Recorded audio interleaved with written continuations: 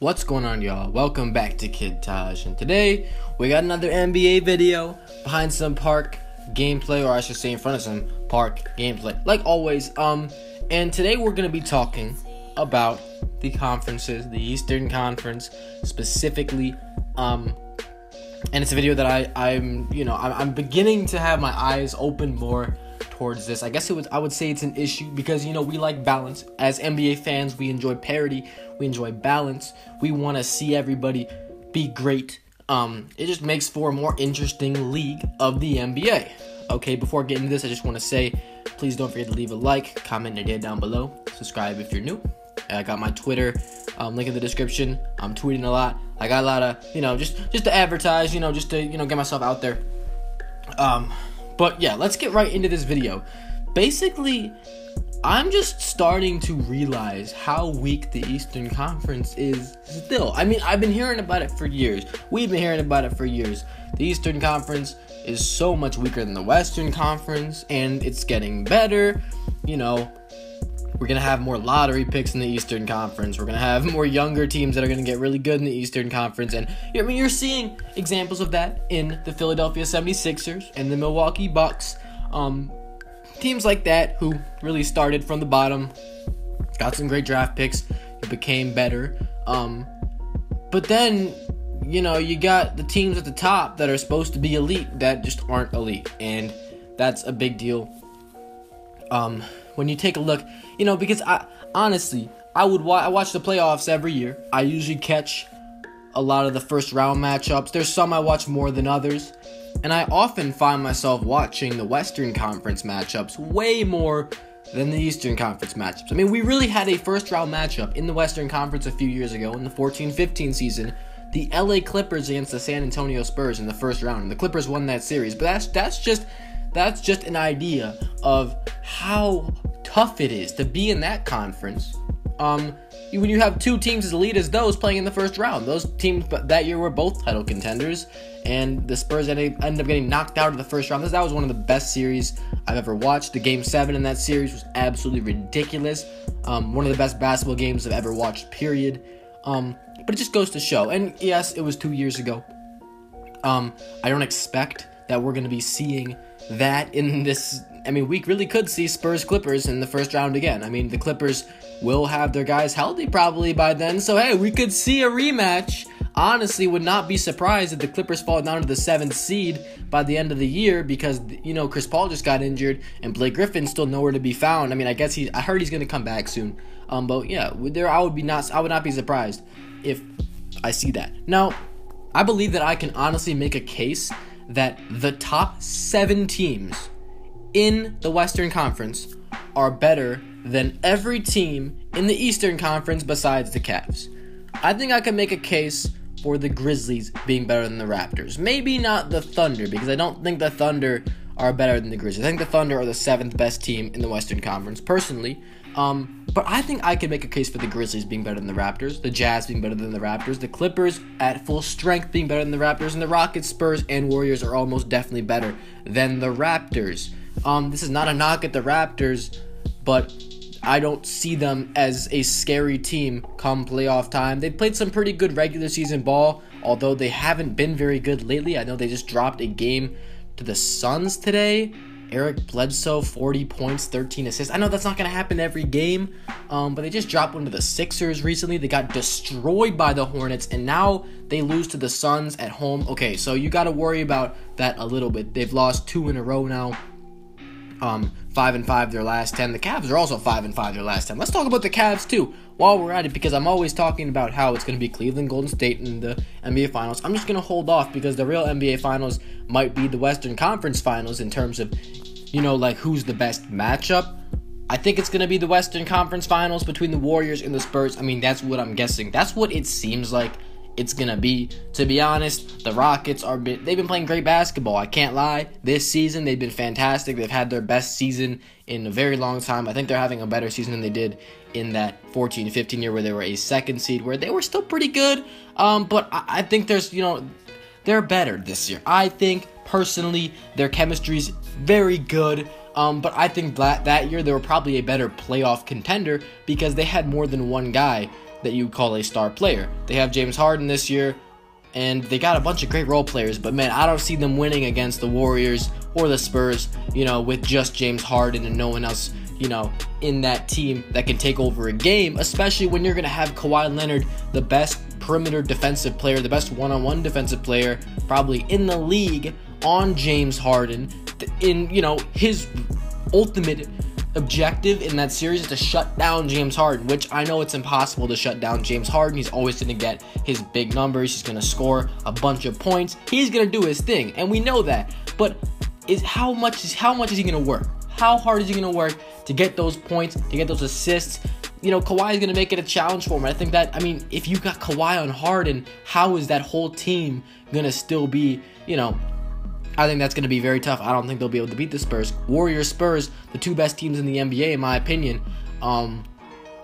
I think that's going to be it. That's the matchup. We've already seen the Spurs kill the Warriors by 30 on opening night in Golden State. They haven't played for a second time or a third time yet, which I believe they have 3 matchups this season, maybe 4. If they got 4, we got lucky, because I want to see those teams play as much as possible. The two best teams in the league, in my eyes. And I'm not just saying that because the Spurs beat the Cavs last night. The Spurs beat the Cavs, and they didn't have Tony Parker and Gasol. Obviously, the Cavs didn't have J.R. Smith. But my main reason for saying that, maybe just as a regular season team, but the Spurs, to be honest, they've been fantastic all season long. They've played pretty much better basketball than the Cavs. Cavs defense hasn't been very good at all this season, and I guess you can say that they've done it when it counts. They play well when it counts, but the thing about the Cavs is they're not playing well right now. Ever since acquiring Kyle Korver, they haven't been playing nearly as good as they were before. They've been dropping games a lot, games they should win. The record isn't all that great when you compare it to the teams in the Western Conference. Warriors, Spurs, and Rockets all have better records than the Cleveland Cavaliers. So to me, I see those two teams play. The Spurs have such a great handle on what they're doing, and I think the Spurs are a better team than the Cavs right now. Do I think the Spurs are going to win the NBA Finals? I think they sure as hell got a great shot at it, but I don't know about a Spurs-Warriors matchup. That's going to be fun, though. I could definitely, Hey, I said the Cavs would win the NBA Finals at the beginning of the season. I'm not going to change my pick. I still got the Cavs because I do believe the Warriors will beat the Spurs and the Cavs will beat the Warriors.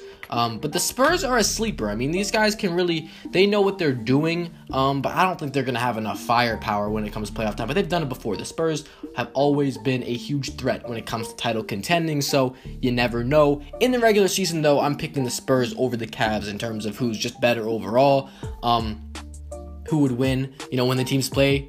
You saw it. Kawhi Leonard shows up. He had 41 points last night. I think that he's a great player, extremely underrated, and that whole team is extremely underrated. They do it right. They play great basketball. They play the best basketball that I want to watch personally. They're my favorite team to watch. I'm a Bulls fan, but the Bulls play pretty bad basketball most of the time, so, I had to pick a team. I guess you see the Warriors, Cavs, they play great basketball. They really move the ball around. They get guys shots. But the Spurs are just a whole nother thing of, not making mistakes and just converting what you need to and defending extremely well and shutting down superstar players and stuff like that. They do it right. That's why I like them. They're kind of like the Patriots of the NBA, but they don't cheat. All right, so as I was saying, I think that the Eastern Conference is weak. The Toronto Raptors are not contending for an NBA Finals this year. I'm sorry, Raptors fans, but you just need more than DeRozan and Lowry in your backcourt. Your front court is extremely limited. Guys are going to kill you down there. You go up against LeBron. You don't have a guy to guard LeBron or stop LeBron from dishing out and getting 10 to 15 assists per game in the playoffs. They can't beat LeBron James. They can't beat the Cavaliers, and I think they're going to struggle to get there because if my Chicago Bulls end up playing them in the first round, they're toast, okay? We all know what happens when the Raptors play the Bulls, and it's not a very good thing for the Raptors when that happens. If the Bulls play anyone else, though, they're toast, though, I think, personally.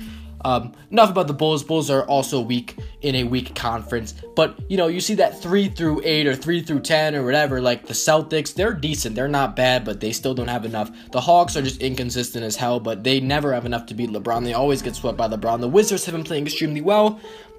And the Wizards are actually one of the the teams I'm higher on. I think they're gonna get a first-round playoff victory against the Hawks if those teams play each other.